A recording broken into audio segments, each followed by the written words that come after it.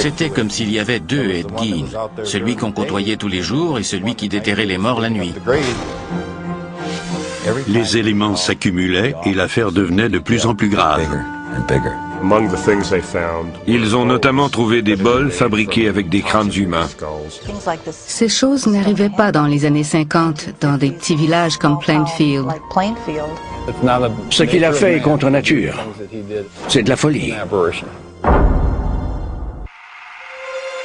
Depuis plus d'un siècle, le cinéma donne vie à nos pires cauchemars.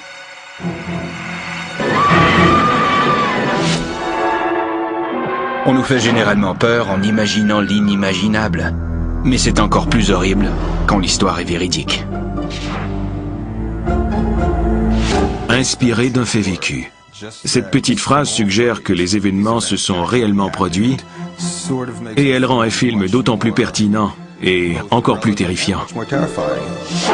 Norman Bates dans Psychose. Leatherface dans Le Massacre à la tronçonneuse. Buffalo Bill dans Le Silence des agneaux. Tous ces personnages ont été inspirés de mêmes faits vécus. Des crimes indicibles d'un seul homme. Il s'appelait Ed Gein. Les bons auteurs de fiction pouvaient s'inspirer de Ed Gein pour créer à peu près tous leurs personnages de films d'horreur, parce qu'à lui seul, il en a toutes les caractéristiques.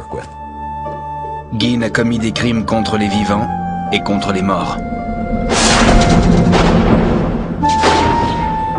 Les actes pervers de cet esprit dérangé révèlent à cette société bon enfant le démon qu'elle porte en son sein.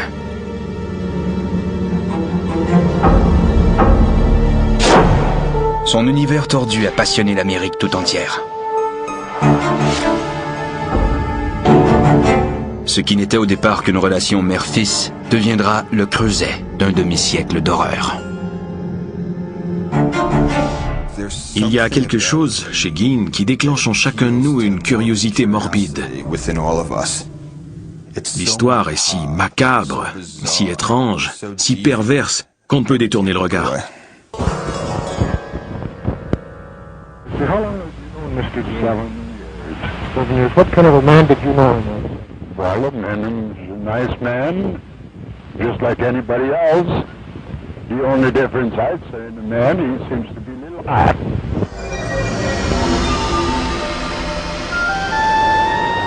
Personne ne considérait Plainfield comme un village de rêve. À l'automne 1957, il comptait quelques 700 habitants. Des gens tranquilles et travaillants, vivant sur les basses plaines du Wisconsin. On y trouvait la principale quincaillerie de la région, un marché d'alimentation, 1 ou 2 restaurants et un bar. À peu de choses près, il était tout à fait semblable à une centaine d'autres villages du Wisconsin. Tout cela a changé au cours d'un week-end glacial, suite à une disparition mystérieuse et une terrible découverte.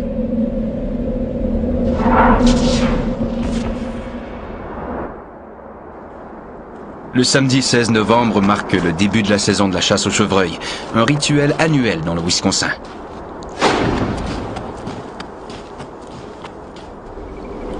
À Plainfield, on ne chasse pas pour le plaisir, mais pour manger.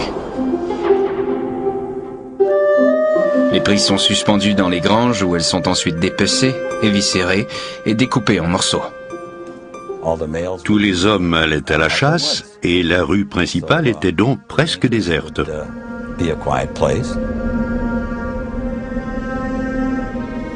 Étrangement, Bernice Wharton n'a pas ouvert les portes de sa quincaillerie. Bien qu'elle devait être derrière son comptoir, la propriétaire de 58 ans est introuvable. J'habitais en face du magasin de Bernice Wharton.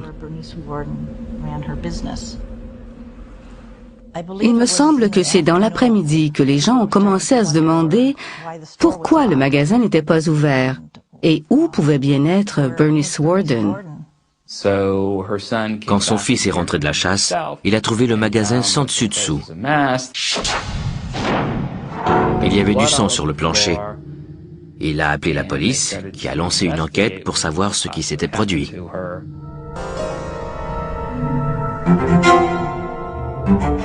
Interrogé par la police, le fils de Bernice Wharton parle d'un client habituel qui était justement venu la veille pour vérifier le prix de l'antigel. Il s'agit d'un dénommé Ed Gein, un vieux garçon de 51 ans qui habite une ferme isolée à l'extérieur des limites du village.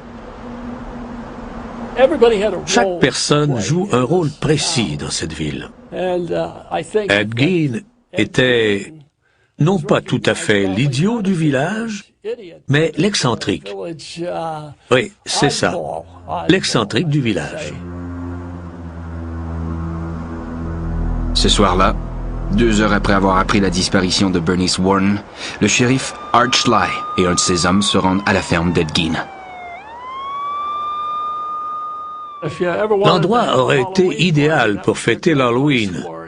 On aurait dit une maison hantée, située à l'écart du village.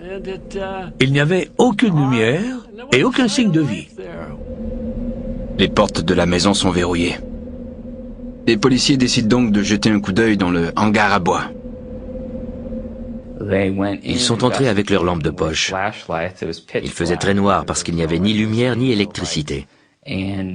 Soudain, l'un des policiers a senti quelque chose frôlant son épaule. Il s'est retourné et éclairé la chose. C'était le corps de Bernice Wharton. Elle était pendue par les pieds, décapitée et étripée comme un chevreuil.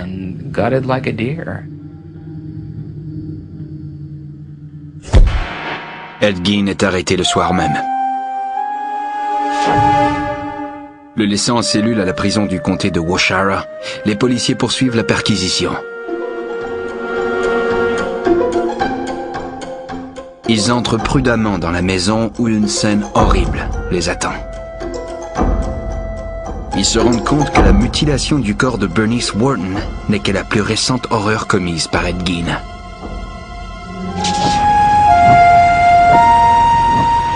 Le 16 novembre 1957, des rumeurs de meurtre courent dans la paisible petite ville de Plainfield, dans le Wisconsin.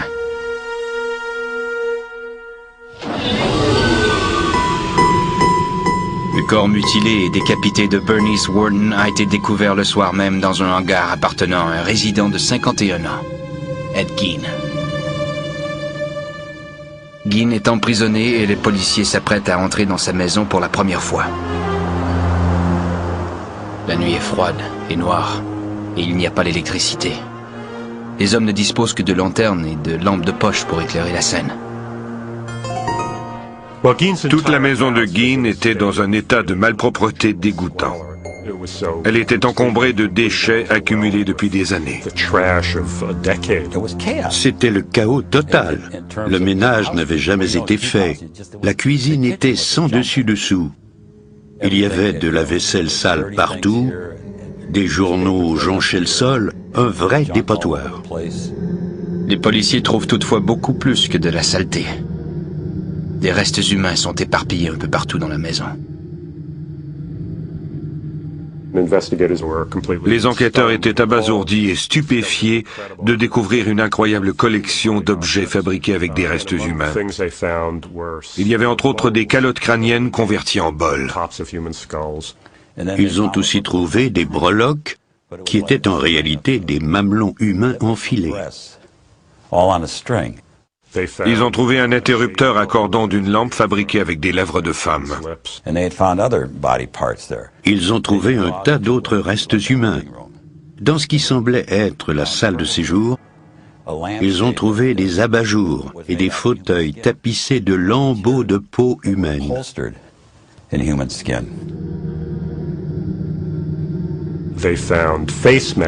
Ils ont trouvé des masques. Il semble que Gein écorchait la tête de ses victimes, bourrait la peau de papier et l'accrochait au mur en guise de décoration. Chaque nouvelle découverte est plus sordide que la précédente. C'est alors qu'un policier trouve un sac de papier.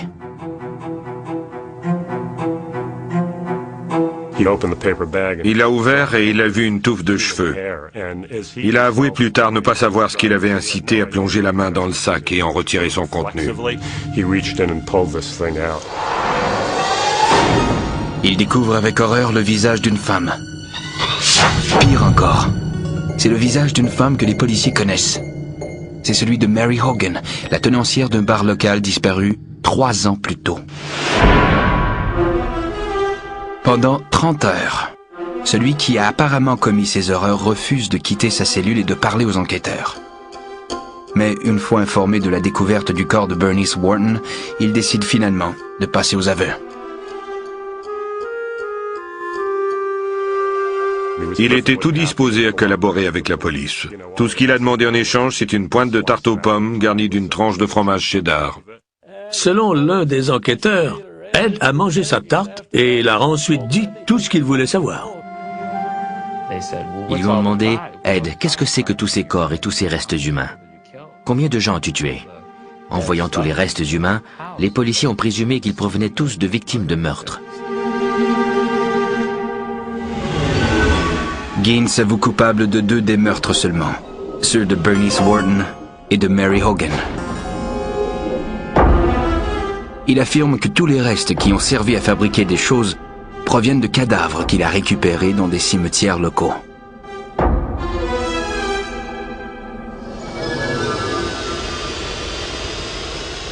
Plainfield s'est éveillé ce dimanche en se rendant compte que la communauté abritait un monstre du nom de Ed Gein depuis des années.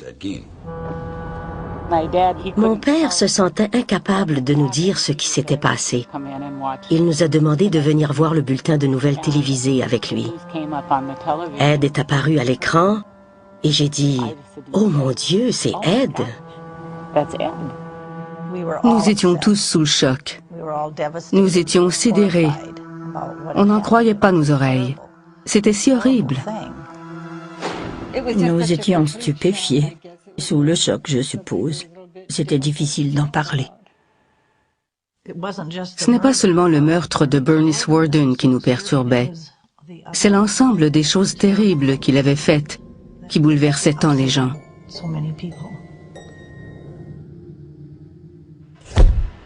Voici un type qui avait vécu auprès d'eux presque toute sa vie, qui avait gardé leurs enfants, qu'ils avaient invités à leur table. En apprenant ce qu'il avait fait, ils n'arrivaient pas à y croire.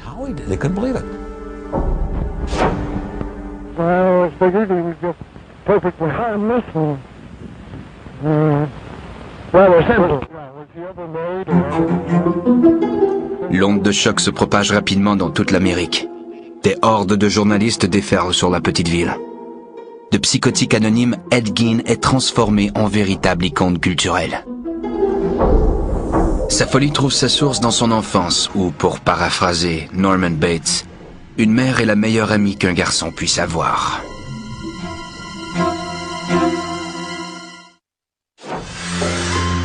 En novembre 1957, la macabre histoire d'Ed Gein fait les manchettes dans tout le pays. Celui que les journaux appellent le boucher de Plainfield est l'objet d'une fascination morbide dans le pays.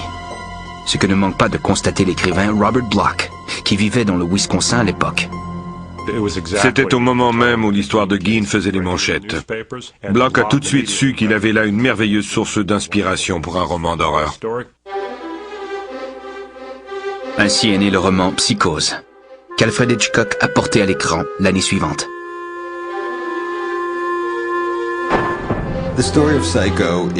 Psychose est l'histoire de Norman Bates, un célibataire profondément marqué par sa mère. Ce fils et maman gèrent un motel et assassinent les jeunes femmes qui provoquent chez lui des désirs ou des impulsions sexuelles. L'un des principaux éléments qu'il a retenu de l'affaire Gein est la relation psychologique entre Ed et sa mère, qu'il utilise pour décrire les liens entre Norman et sa mère. Augusta Gein est morte depuis 12 ans lorsque les policiers entrent dans la maison qu'elle partageait jadis avec son fils. Passant d'une pièce à l'autre à la recherche d'indices qui expliqueraient ce qui incite un homme à commettre de tels crimes, il trouve une porte condamnée. Après avoir découvert tant d'horreurs déjà, il se demandait ce que pouvait encore cacher cette porte close. Quand ils l'ont défoncée, ils ont découvert une pièce parfaitement préservée. C'était la chambre à coucher de la mère de Gein. Le lit était fait, il y avait une Bible sur la table de nuit, la chambre était très poussiéreuse et dégageait une odeur de moisi. Le papier peint était d'un rose défraîchi. On aurait dit un temple consacré à sa mère. À la suite de son arrestation, Ed Gein est soumis pendant 1 mois à une évaluation psychiatrique ordonnée par la cour.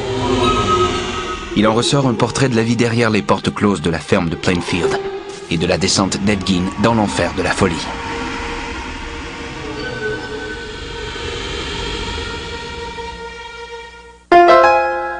Né en 1906 à La Crosse, dans le Wisconsin, Edward Theodore Gein est le fils d'un propriétaire d'épicerie alcoolique et d'une femme très religieuse et autoritaire.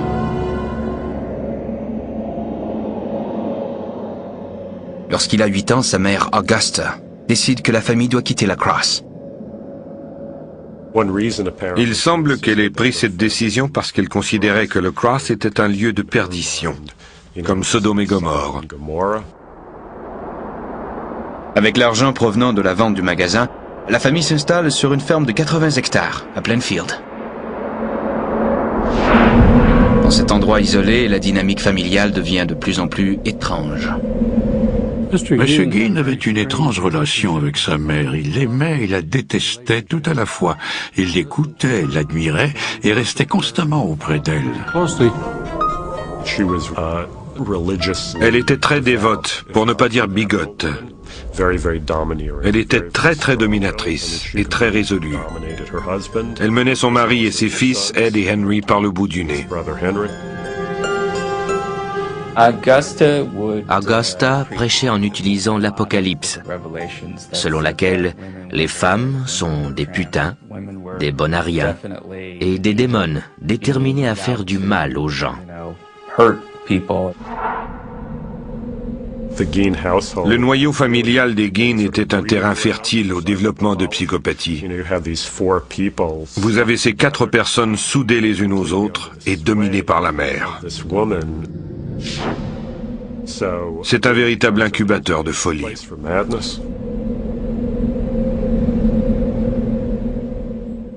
Gein fréquente l'école jusqu'à l'âge de 14 ans. Élève plutôt terne, son quotient intellectuel se situe dans la moyenne. Après avoir quitté l'école en 7e année, il est simplement rentré chez lui pour travailler sur la ferme. Il n'avait pratiquement pas de contact avec le monde extérieur. En 1940, le père de Ed meurt d'une crise cardiaque. Ed, alors âgé de 34 ans, reste avec sa mère et son frère Henry. Je crois que Henry était un homme doux et travaillant, qui tentait lui aussi de plaire à sa mère. Contrairement à Ed, toutefois, Henry savait ce qu'il voulait faire de sa vie. En mai 1944, Henry et Ed combattent un feu de broussailles qui s'est déclaré sur la ferme. Selon Ed, l'incendie était hors de contrôle et il a perdu son frère de vue. Il s'est présenté à la police pour dire qu'il ne savait pas où se trouvait Henry. Pourtant, il les a menés directement à son cadavre. J'ai entendu des rumeurs selon lesquelles Henry portait des blessures suspectes à la tête. Comme la famille était très affligée par cette tragédie, on s'est désintéressé de l'affaire, sous prétexte qu'ils avaient suffisamment souffert.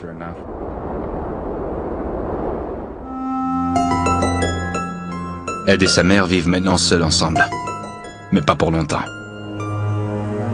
Quelques mois après la mort de son fils Henry, Augusta est partiellement paralysée suite à un accident cérébrovasculaire.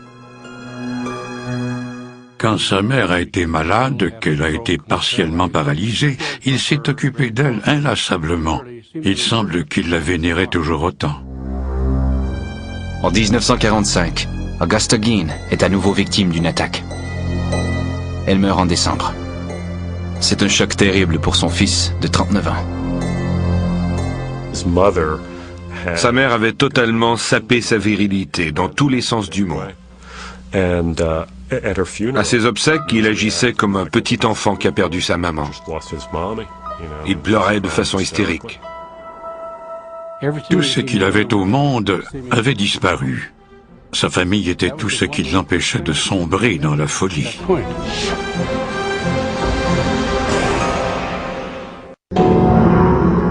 Jusqu'en 1945, le monde d'Ed Gein a été complètement défini par une mère bigote et dominatrice. Quand cette dernière meurt en décembre de la même année, il est laissé à lui-même pour la première fois de sa vie. L'homme de 39 ans vit alors seul dans une maison de ferme isolée près de Plainfield, au Wisconsin. Il gagne sa vie en faisant de petits travaux pour les gens de la ville et en battant le blé en grange. Depuis que j'étais tout petit, Eddie Gein faisait toujours partie de l'équipe. Il habitait à 3 ou 4 kilomètres de notre ferme. Parfois, nous allions lui rendre visite en auto. Je me souviens que nous nous arrêtions dans la cour et qu'il sortait de chez lui pour venir nous parler. Nous ne sommes jamais entrés dans la maison. Il n'était pas l'idiot du village, loin de là. Les ménagères de la ville lui faisaient confiance et lui demandaient de réparer ceci ou cela. Et il répondait toujours « Bien sûr, j'arrive ». Il était très travaillant. Quand vous lui donniez $1, il vous faisait un travail d'$1,50. Il ne lambinait pas. Il faisait tout correctement. Les gens le traitaient bien, même s'il était, comment dire, même s'il était différent. On le prenait tel qu'il était. Souvent, quand les équipes de battage s'arrêtaient pour manger, les femmes leur apportaient leur repas. Quand on les écoute aujourd'hui, les femmes disent qu'elles étaient mal à l'aise quand Eddie les regardait. Elles n'aimaient pas la façon qu'il avait de les dévisager. Il y avait quelque chose dans son regard qui m'inquiétait. Je sentais qu'il n'était pas quelqu'un en qui je pourrais avoir confiance. Il était étrange. Les gens de la ville considèrent Gein comme un excentrique inoffensif. Dans son fort intérieur, toutefois, il ne s'habituait pas à cette vie sans sa mère. Des psychiatres qui l'ont évalué ont déterminé qu'au cours des années qui ont suivi la mort de sa mère, ses problèmes psychologiques ont dégénéré en psychose. La mort de sa mère a beaucoup affecté M. Gein. Il n'avait plus personne à qui parler, à qui se confier. Il a donc laissé libre cours à ses fantasmes et autres centres d'intérêt. Sans la présence de sa mère, il ne savait plus ce qu'il devait faire. Quand il entrait dans cette maison vide et décrépite, une maison sans électricité et sans plomberie, il se retrouvait totalement seul. La mère de Gein lui avait transmis une peur maladive des contacts humains, particulièrement avec les femmes. Sa solitude l'a toutefois amené à rechercher une autre forme de compagnie, plus perverse. Gein avoue qu'à un certain moment, il a commencé à effectuer des raids dans les cimetières locaux. Ed lisait les rubriques nécrologiques. Il s'intéressait vivement à ceux qui venaient de mourir. Ed s'enquérait de la date et de l'heure du service funéraire et de l'endroit où le corps serait inhumé. Dès la nuit venue, il se précipitait au cimetière où il déterrait le mort et s'enfuyait avec le corps. Il semble que M. Gein se servait des dépouilles pour retrouver les activités qu'il partageait avec sa mère auparavant. Sa mère disparue, il avait besoin d'une présence pour la remplacer. Pour Gein, rien n'est trop macabre pour assouvir ses désirs. Bien qu'on ne sache pas si les pratiques sordides de Gein incluaient la nécrophilie ou le cannibalisme, les découvertes effectuées par la police par la suite dépassent l'entendement. Il a fabriqué ce que la police a appelé une veste mammaire. Il avait prélevé le torse sur le cadavre d'une femme et y avait fixé des courroies. Il avait aussi fabriqué des jambières avec la peau des jambes d'une femme. Il semble, selon certains, qu'il se promenait en portant la veste mammaire qu'il avait confectionnée à partir du torse d'une femme et qu'il l'attachait à son propre corps. Il semble aussi qu'il ait prélevé des organes génitaux féminins sur les cadavres, qu'il les fixait à son corps, un peu comme pour se travestir en femme. Un jour, la profanation de cadavres ne suffit plus à combler les désirs macabres de Gein. C'est à cette époque qu'il commence à fréquenter le Hogan's Tavern, Un bar local appartenant à Mary Hogan, une femme grivoise qui ne s'en laissait pas imposer. C'est le bar où les chasseurs s'arrêtaient après une journée dans le bois pour prendre un petit verre.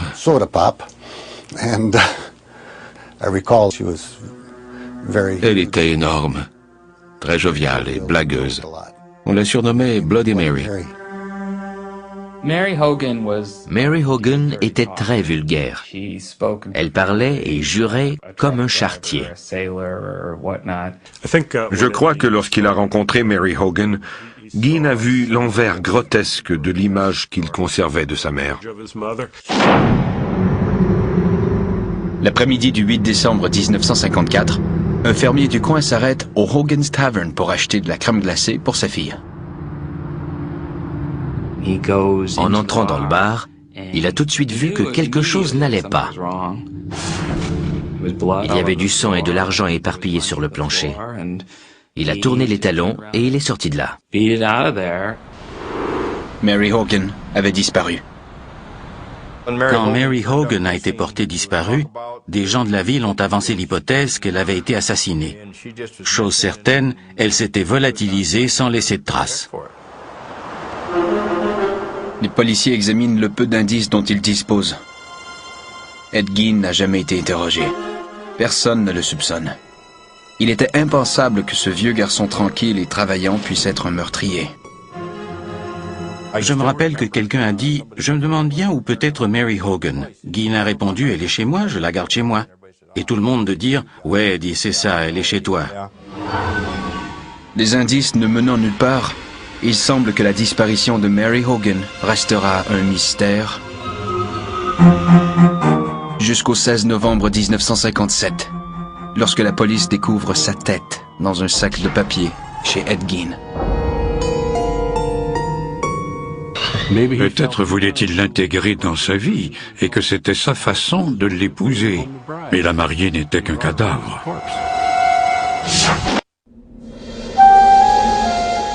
À la fin de 1957, les gens de Plainfield, au Wisconsin, sont toujours en état de choc à la suite du drame qui a secoué leur petite communauté. Ed Gein est accusé du meurtre de la propriétaire de la quincaillerie locale, Bernice Wharton. La découverte de tous ces autres crimes odieux a soudainement couvert Plainfield d'infamie et attiré une horde de journalistes de partout dans le monde. C'était le crime de l'année en 1957 et toute la presse occidentale a déferlé sur Plainfield.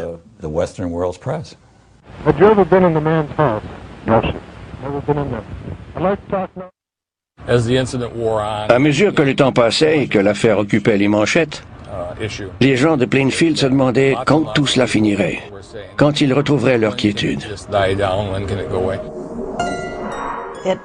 Ça perturbait nos vies. On n'appréciait pas tout ce cirque médiatique. Un reporter britannique m'a interpellé dans la rue. Je lui ai dit que je n'avais rien à dire et j'ai poursuivi ma route. Ailleurs au pays, une nouvelle mode se répand. C'est ce qu'on a appelé plus tard l'humour Gein.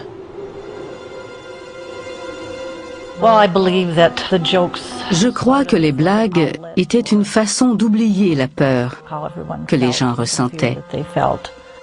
Une de ces blagues disait « Quel est le dessert favori de Gein ?» Et la réponse était « Les doigts de dame ». À la Saint-Valentin, Ed Gein a offert un présent à sa petite amie, une boîte de Farmer's Fannies. Des gens ont été chassés d'un restaurant de Plainfield parce qu'ils avaient demandé des hamburgers à la Gein. Il y avait tellement de blagues de mauvais goût. Quand quelqu'un en racontait une, les gens tentaient de répliquer immédiatement avec une autre.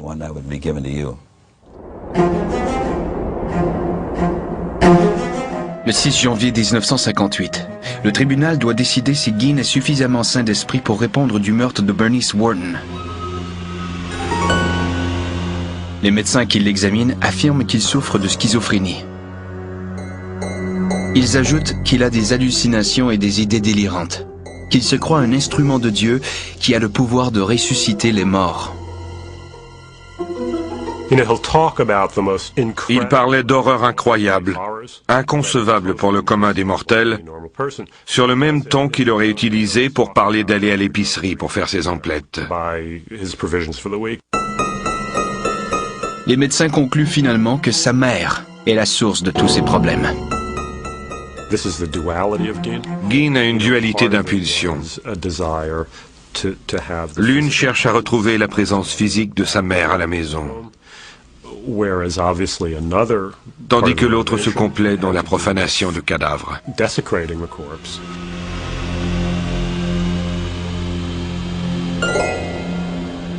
Le journaliste Dick Leonard était assis aux côtés de Gein vers la fin de l'audition sur son aptitude mentale. Il dit avoir perçu la peur et la folie derrière le masque du monstre. J'ai regardé Ed et il m'a regardé. J'ai vu qu'il était très nerveux, qu'il avait peur. Il m'a demandé « Qu'est-ce qu'ils vont me faire? Qu'est-ce qu'ils vont me faire ?» Le juge a demandé le silence. Ma main était appuyée sur la balustrade. Il s'en est emparé et l'a serré, comme si j'étais sa mère, ou je ne sais trop quoi. Cet après-midi-là, le juge décrète que Ed Gein est mentalement inapte à subir son procès. Il est donc envoyé dans une institution psychiatrique du Wisconsin pour les criminels souffrant d'aliénation mentale.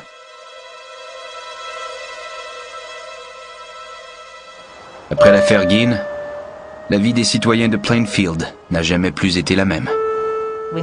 Avant, on ne verrouillait jamais nos portes, mais après, nous avons commencé à les fermer à clé. L'affaire a mis fin à une époque. La naïveté des années 50 n'existait plus. La ville a encore une affaire à régler.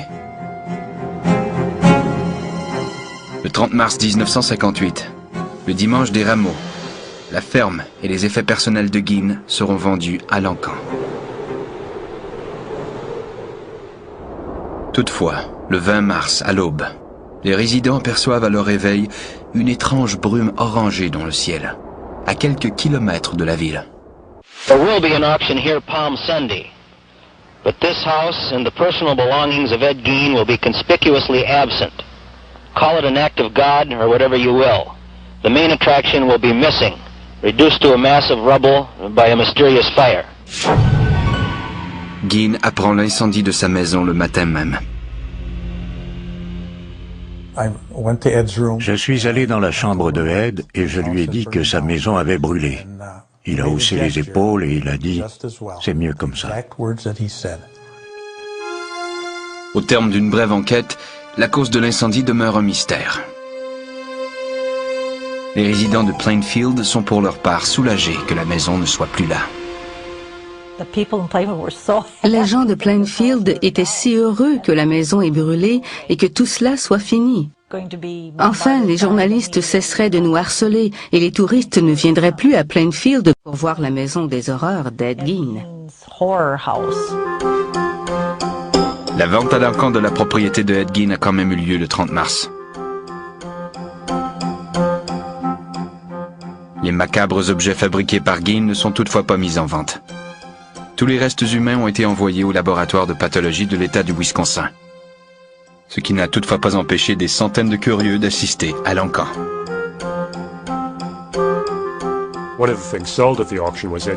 La voiture de Ed Gein a été vendue à un type très astucieux qui faisait partie d'une foire et qui l'a amené en tournée. La voiture d'Ed Gein était exposée dans une foire itinérante, un peu comme une vache à deux têtes ou une femme à barbe. Elle était placée dans une tente et les gens payaient un prix d'entrée pour la voir. Entre-temps, à l'hôpital psychiatrique Central State, les préposés ont au fait de considérer Ed Gein comme un patient modèle. Ed était un homme tranquille. Il s'assoyait dans un coin de la salle commune. Nous avions de très bons fauteuils à cet endroit et il lisait le journal. Il ne parlait pas beaucoup aux autres patients. Je jouais parfois au cribbage avec lui dans la salle commune. À certains moments, toutefois, Ed a des comportements étranges. À la pleine lune, il parlait des femmes, de ce qu'il aimerait leur faire. Il passait d'un sujet à l'autre de façon incohérente. Puis, quand la pleine lune disparaissait, il redevenait comme avant. Mais il avait toujours un petit quelque chose dans le regard qui indiquait qu'il n'était pas normal. En 1968, les médecins avisent le tribunal que Gein était alors apte à subir son procès pour le meurtre de Bernice Worden. Quand il est entré dans la salle, tout le monde s'est tu. On aurait pu entendre une mouche voler. Il s'est avancé dans la salle, s'est arrêté et a salué la foule en inclinant la tête.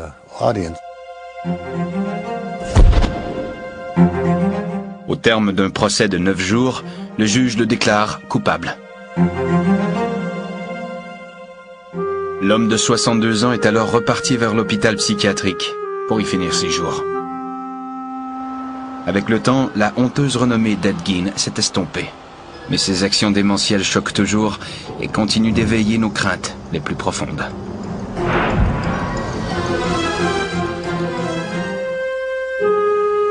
Au début des années 70, Ed Gein laisse s'égrener les jours dans une institution psychiatrique du Wisconsin.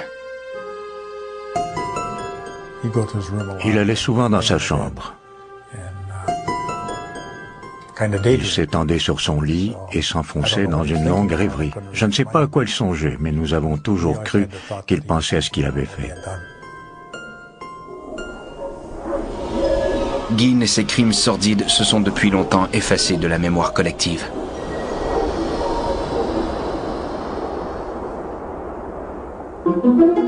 Par contre, l'histoire du boucher de Plainfield est ancrée dans les profondeurs les plus sombres de la psyché américaine. Le public l'a en quelque sorte désincarné, pour le faire renaître dans la peau d'un personnage de fiction. Une espèce de demi-dieu. Je suis Gunnar Hansen. En 73, j'ai tué 4 personnes. Je jouais Leatherface dans Massacre à la tronçonneuse. À sa sortie, le film Massacre à la tronçonneuse jouait surtout dans les ciné-parcs. Dire qu'il a fait scandale serait un euphémisme. Imaginez les adolescents qui s'attendent à un divertissement et à qui on présente 90 minutes infernales. Réalisé par Toby Hooper, le film met en vedette un personnage appelé Leatherface, qui porte un masque fabriqué avec de la peau humaine. Un soir, pendant le tournage, Toby m'a dit que l'histoire était vaguement inspirée de celle de Ed Gein. Il m'a dit que Gein avait servi de modèle pour la famille. Si on ne retient que le fait qu'il fabriquait des meubles avec des os et des lampes en peau humaine, qu'ils étaient peut-être des cannibales et que Leatherface portait un masque, ce sont effectivement des caractéristiques inspirées par Gein. Leatherface est en réalité Ed Gein tel qu'un enfant pourrait l'imaginer. Parce que les crimes ont réellement été commis, nous avons dû présenter Leatherface en monstre énorme, qui porte un masque de chair humaine et utilise une scie à chaîne plutôt que comme le voisin qui fait des choses horribles. 17 ans plus tard, on retrouve un autre aspect de la légende de Ed Gein dans un film à succès tant auprès des critiques que du public, Le silence des agneaux. Dans Le silence des agneaux, Buffalo Bill essaie de se confectionner un costume avec des restes humains de femmes, ce qui est directement inspiré de Gein. Le meurtrier, le voleur de cadavres, tout ce que vous voulez retrouver dans un bon film d'horreur, c'est lui. C'est ce qu'il a fait. L'imagination a entraîné Ed Gein dans toutes les directions. L'ironie, c'est que Gein était encore plus tordu que Norman Bates, plus terrifiant que Leatherface et plus psychotique que Buffalo Bill. Gein était tout cela et pire encore. Un film indépendant à petit budget sur la vie de Ed Gein est arrivé sur les écrans en 2001. J'ai pensé qu'Ed Gein serait un bon sujet de film, vu l'état mental de l'individu. C'était un homme qui vivait seul avec ses fantasmes, sa solitude et sa maladie mentale. Puis un jour, il sombre dans la folie et devient un meurtrier. Le 26 juillet 1984, Ed Gein meurt d'insuffisance respiratoire à l'âge de 77 ans. Les gens n'ont pas vraiment réagi à l'annonce de sa mort. Ils disaient simplement « Il est parti, il est mort ». Ed Gein a été enterré à l'endroit le plus approprié pour lui, aux côtés de sa mère dans le cimetière de Plainfield. Depuis la mort de sa mère en 1945, il avait toujours rêvé de la retrouver. Son vœu s'est réalisé. Quelque temps après sa mort, la pierre tombale de Ed Gein a été volée. Retrouvée un peu plus tard, elle est maintenant conservée au bureau du shérif du comté de Waushara. Encore aujourd'hui, les préposés à l'entretien du cimetière découvrent des lettres d'amour et des fleurs déposées sur sa tombe.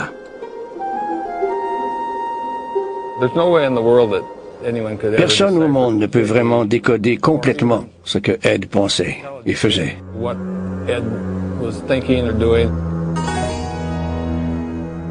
Ce qu'il a fait est contre nature. C'est de la folie.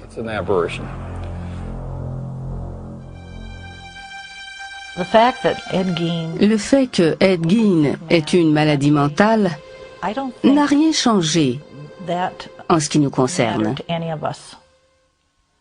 Quel qu'ait été son état, il a fait des choses horribles et nous n'éprouvons aucune sympathie pour lui. Monsieur Gein est un exemple de monstre caché. Ses voisins ne le connaissaient pas vraiment. Il paraissait normal et c'est pour ça qu'il a pu leur sembler sain d'esprit jusqu'au jour où ses crimes ont été découverts. Évidemment, on ne saura jamais. Tenter de savoir comment Ed Gein est devenu Ed Gein, c'est comme se demander ce qui fait que Mozart était Mozart. On ne sait tout simplement pas.